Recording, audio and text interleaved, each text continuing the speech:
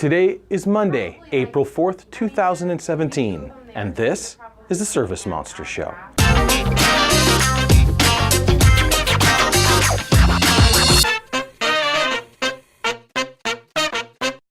In this episode, we'll talk a little bit about the ServiceMonster development process, Facebook's changes regarding Messenger to add a more Snapchat-like feature, and some of the mobile updates that we're working through presently. This week in social media. So an interesting story, I'm gonna pick on him for a little minute. Gavin Green, a local cleaner here in Bellingham, Washington. I was on my way to work one morning last week when I saw that he had been pulled over by the police. He has a property that's right on Meridian, has a big sign, so awesome. Great business and residential home life mix to get the maximum value out of his personal property. I'll give him kudos for that. But it is a major thoroughfare, so it gets a little tricky getting out. So he had to gun it, got in trouble. That's not where his troubles stopped though. Earlier that week, poor guy had already been robbed out of his van. They took a handful of things, but that's not where the social part comes in. Here's my favorite part of the story. Over the weekend, he found his stuff on eBay.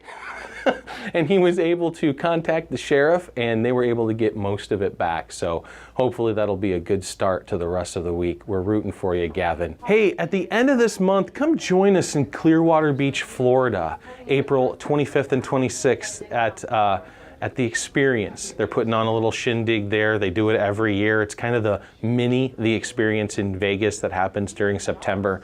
Lots of restoration stuff there typically, but I noticed the last couple of years they've opened it up to more general cleaning. So we'll be there. I'll be doing a speaking presentation there talking about social media, and it's gonna be a good time, so come join us. So Facebook seems to be competing with itself a little bit, introducing Facebook Stories, much like the Instagram Stories feature. Volatile content, if you heard me talk about that before. It stays around for a while, and then with that feature, they included some Snapchat-like virtual reality layovers, or what we're calling augmented reality. So they're getting into that space. Technologically, it's interesting for me because I'm a technologist, but beyond that, it's just a fun little kind of property grab, trying to steal that market share away from Snapchat as they're having a massive problem in the tweens market right now. We're continuing with our ongoing series for ServiceMonster 5 and 6 transition webinars. We're actually changing them a little bit. So if you've never seen ServiceMonster before, come and sit with us. You'll get an education. You'll kind of figure out what features we've got cooked up in there. And the more ServiceMonster 5 traffic there is, the more we'll kind of bend that audience to a transitionary web form. But overall, they're turning out good. We're usually plus 20 people in there. So join one of those. The link's in the web notes. This week in ServiceMonster. Okay, so I've had a handful of conversations over the last few weeks that let me know I need to revitalize a content topic. And that is how we roll out trackers and bugs and features at ServiceMonster. How do we take your feedback and implement those in the real world? Because certainly we can't just change things instantaneously.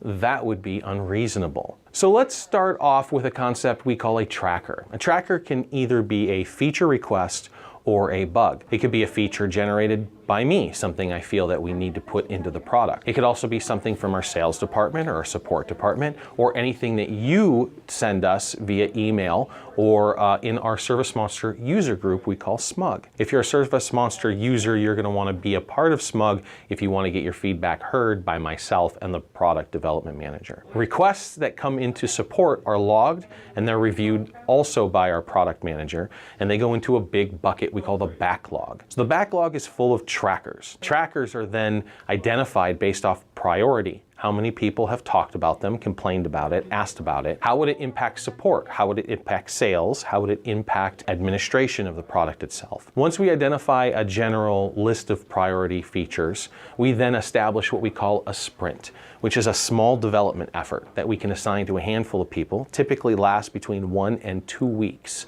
in effort. Once the sprint's complete, we do the whole process all over again because things change and priorities that we may have had 2 weeks ago may not be the same as they are now. So it's a completely iterative and flexible environment. You'll notice that we push ServiceMonster 6 out about every 2 weeks.